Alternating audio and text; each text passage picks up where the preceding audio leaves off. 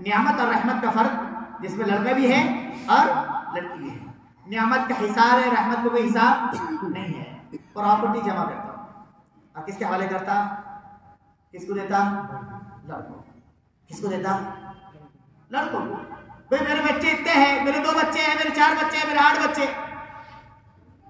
बेटे कौन अपन ने शादियां दे दिया ना गंजाइज में। याद रखो जुमला, बहुत ध्यान से मेरी आज की बातें बहुत ध्यान से नोट करना है कि अगर कोई आदमी अपने औलाद में लड़का और लड़की को फर्क करता है, जहेज समझता है कि अपन ने शादी करके दे दिए बेटी की, क्यों बेटे की नहीं करा? बेटे की शादी में धिंगाना नहीं करा, जितने लफड़े करा उतने लफड़े कम हो गए थे। उसका रज्जा गा करा, उसका मंडवा करा, उसकी हल्दी खेलने को लगाया, हल्दी के साथ अंडे फोड़ने को लगाया, सारे इसमें पैसे लगाया, बच्चे के मंडवे को लगाया, बच्चे के काय के ऐश के वास्ते लगाया, उसको कभी शुमार नहीं करता। और बेटी के वास्ते क्या बोलता? बेटी को दिया ना अपने जहेज में। याद रखो अल्लाह ताला ने जब से लोगों ने बेटियों के हक देना छोड़ दिए ना, जब से लोगों ने बेटियों के हक मारना शुरू कर दिए, छोड़ दिए नहीं, बेटियों के हक मारना शुरू कर दिए ना, अल्लाह ताला ने जहेज जैसी लानत के अंदर मुब्तला कर दिया। अगर बेटी को उसका हक दे दिया जाता, बहन को उसका हक दे दिया जाता, फूफी को उसका हक दे दिया जाता, तो ये कभी मसाइल खड़े ही नहीं होते थे, कभी नहीं खड़े होते, कभी खड़े नहीं होते, कभी खड़े नहीं हो सकते थे। लेकिन लोगों ने क्या किया? बेटी का हक बस खत्म, बेटी का हक, शादी हो गई बेटी पर आई, बेटी का हक अगर बेटी मांगने लग गई मेरा हक बाप की प्रॉपर्टी में, तो भाई बोलते हैं ले ले, लेकिन तू मर गई हमारे वास्ते, जल्दी जमीन बेचने की कर सिग्नेचर, नहीं तो तू मरा मुंह देखेगी तेरे भाई का। क्या करती बहन? अल्लाह ने उसको पहले से सब्र का पैमाना दे रखा रहता है, वो सब्र करती चली जाती है और दिल ना चाहते हुए भी वो सिग्नेचर करने पे मजबूर होती है। और वो सिर्फ अपने भाई के, उस जालिम भाई के लिए जिस जालिम ने जुल्म किया कि उसका हक मारा है। और हक मारने वालों के बारे में सुन लो, बेटियों के वरासत के हक मारने वाले, बहनों के वरासत के हक मारने वाले, फूफियों के वरासत के हक मारने वाले, इनके बारे में प्यारे आका का फरमान सुन लो। कल कयामत का दिन होगा, रसूलुल्लाह सल्लल्लाहु अलैहि वसल्लम का फरमान है, कल कयामत का दिन होगा, अल्लाह ताला एक आग की जहन्नम से जंजीर मंगाएंगे और वो जमीन का हिस्सा जो इसकी बेटी के हिस्से में आता था, इसकी बहन के हिस्से में आता था, जिसकी फूफी के हिस्से में आता था, उस हिस्से को इसने मारा था, अल्लाह तबारक व तआला उस जमीन के उस हिस्से में एक सुराख करवाएंगे और ये जंजीर उसके अंदर डलवाएंगे और उसका तावीज बनाकर इसके गले में डाल दिया जाएगा। इसको कहेंगे कि उठाते फिर आप इस बोझ को। बेटियों के हक के बारे में रसूलुल्लाह का फरमान है, बेटियों के हक के बारे में रसूलुल्लाह का फरमान है। आज लोग ये समझते हैं कि प्रॉपर्टी और सब बच्चे के लिए, बेटों के वास्ते, बेटों के वास्ते पूरे प्रॉपर्टियां। याद रखो, बहन ने माफ कर दी, बोला अपन ने माफ करा लिए थे। सुन लो मसला, फतावा शामी में मसला लिखा हुआ है शरीयत का। अगर तकसीम वरासत से पहले, वरासत की तकसीम होने से पहले, वरासत की तकसीम होने से पहले अगर किसी ने, किसी वारिस ने ये कह दिया कि मैं अपना हक माफ करती हूँ, शरीयत कहते माफ नहीं होगा। वो अपना हिस्सा छोड़ना चाहे, शरीयत कहते नहीं छोड़। तकसीम से पहले कोई माफ करना चाहे तो माफ नहीं होता, जब तक के तकसीम हो गई। अब तकसीम के बाद में वो वारिस का उसका हक दे दिया जाएगा और फिर उसके बाद में वो अपना किसी को हक देना चाहे दे, ना लेना चाहे ना ले, वो बात की बात है। लेकिन तकसीम से पहले माफ कराने से माफ नहीं होता, बिल्कुल माफ नहीं होता, ये मसला याद रखिएगा। दूसरा मसला एक और हार्ड है थोड़ा सा, इसमें हम सभी बच जाएंगे, इसलिए मतलब सुन लो, मसला सुन लो ध्यान से। मसला ये है, अगर कोई किसी शख्स ने अपनी बेटी का हक नहीं दिया, किसी शख्स ने अपनी बहन का हक नहीं दिया, किसी शख्स ने अपनी फूफी का हक नहीं दिया, वरासत का पूरा हड़प करके रख लिया, ऐसी शख्स की दावत कबूल करना जायज नहीं है। अब कहा था कि करते फिरेंगे, दिया था कि नहीं दिया था। मौलाना तारिक जमील साहब एक जुमला बयान करते, वो बहुत ध्यान से सुनो। कहने लगे कि मेरे उस्ताद के पास मैं एक मर्तबा शहद की बोतल लेकर गया, और ये कहा कि हजरत ये शहद कबूल कर लीजिए। तो हजरत ने कहा, कहने लगे तारीख एक बात बता। कहने लगे क्या? ये शहद कहां से आया? कहने लगे अपना जो बगीचा है ना आम का, उससे आया हुआ है। कहने लगे बता तेरे बाप ने तेरी फूफियों का हक दिया था क्या? मैं परेशान। मैंने कहा हजरत अल्लाह अल्लाह भला करे, मेरी इत्तेफाक से कोई फूफी नहीं है, वो मेरा बाप का ही। कहने लगे तेरे बाप के बाप ने अपने बहनों का दिया था क्या? कितनी देगी?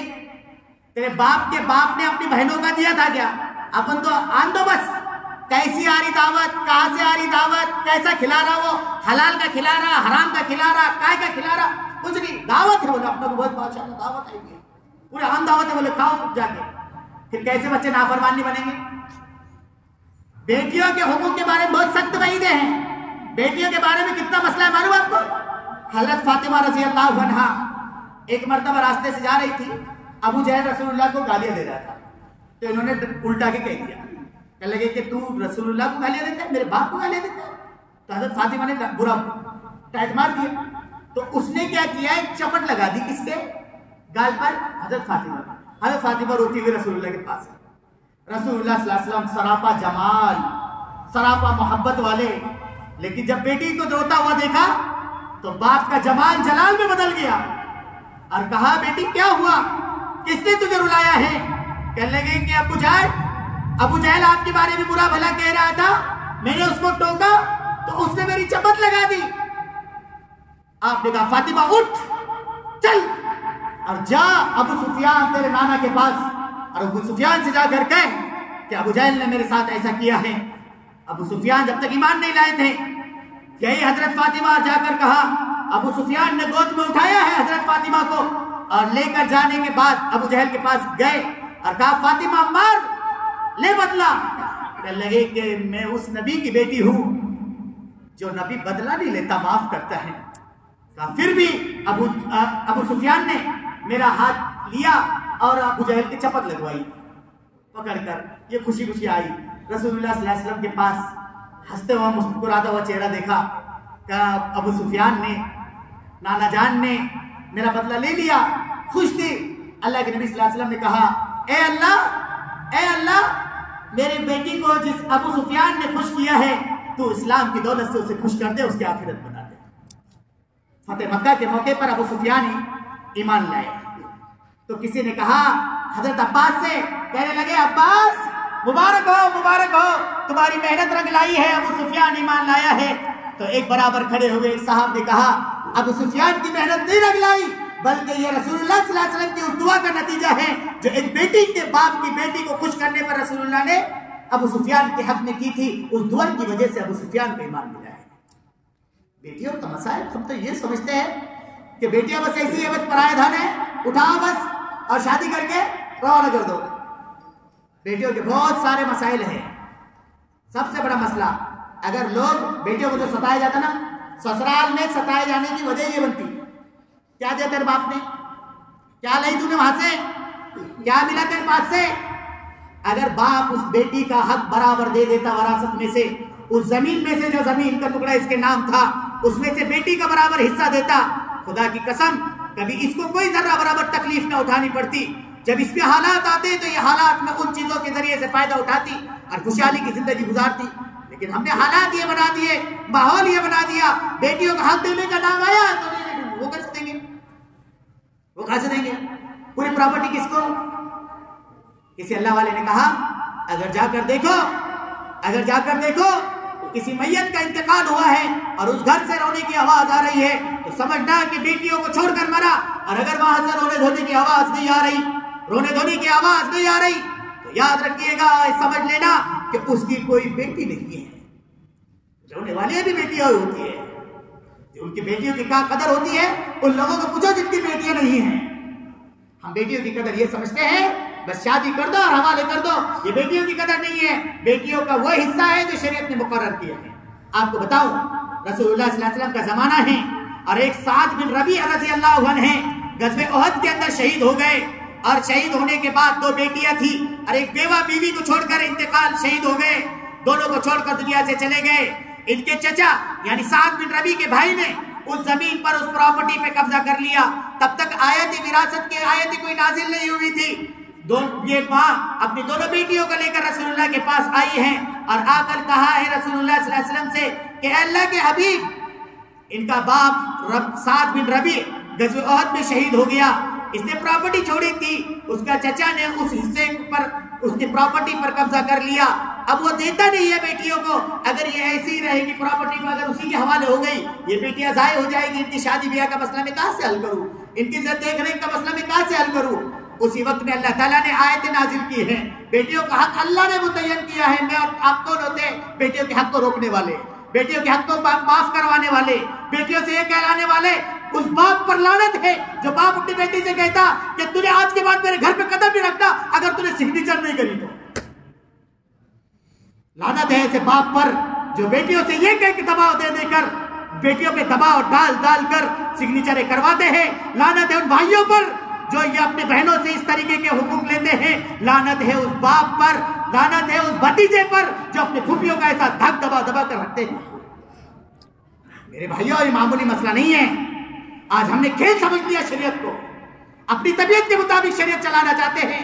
कहां से घर नहीं उजड़ेंगे, कहां से बच्चियों के घर बसेंगे, कहां से खुशहाली आएगी और कहां से हमारी जिंदगी में खुशहाली आएगी। रसूलुल्लाह सल्लल्लाहु अलैहि वसल्लम ने साद बिन रबी के भाई को बुलाया है और बुलाकर कहा, इन बेटियों को तिहाई हिस्सा दोनों को दो। 3 हिस्से माल उसकी प्रॉपर्टी में से 3 हिस्से बेटियों को दो, 8वां हिस्सा इसकी मां को दो, उस बेवा को 8वां हिस्सा दो और फिर उसके बाद बचा हुआ 13 रहेगा। बाकी का इन दोनों को तीसरा हिस्सा इनको दो, 8वां हिस्सा इनको दो। आज क्या करता मालूम? मरने टाइम आता ना बुड्ढे के, क्या बोलता? बेटे आजा, देख एक काम कर, लिखा ले ले। कभी बाप मरता छोटे भाई के नाम पे लिखा देता, कभी बड़े भाई के नाम पे लिखा देता और क्या बोलता? एक काम कर, लिख ले तू। बाप बोलता लिख ले, मेरे मरने के बाद में फिर तेरा भाव ने कभी उठ गया और उसने कभी हंगामा करा और केस कर दिया तो क्या करेगा? इसलिए तू क्या कर, लिखा के ले ले नाम पे जिंदेपन में। शरीयत का मसला याद रखो, ऐसे शरीयत ऐसी तकसीम शरीयत के अंदर मना है और ऐसा आदमी जहन्नम का ईंधन बनेगा। ऐसा आदमी जो अपनी बेटियों के, बहनों के, फूफियों के हक को दबाकर दुनिया से जाएगा, वो आखिरत अपनी बर्बाद कर रहा है, जालिम आदमी है। इसलिए मेरे भाइयों, इरादा करो आज सब हम कि भाई हमारे अपनी प्रॉपर्टी में हमारी बहनों का, हमारी बेटियों का, हमारी फूफियों का, हमारे किसका भी जो हक बन रहा होगा उसका हक बराबर देंगे। बड़ा भाई रख लेता अपनी प्रॉपर्टी पूरे नाम पे करके, छोटा भाई बेटा बेचारा बावला बन गया, ये भी होता। इसलिए प्रॉपर्टी वरासत के मसाइल को मालूम करो उलमा से और उन मसाइल को मालूम कर करके एक चीज पर अमल करो, आखिरत बनेगी इंशाअल्लाह। करेंगे।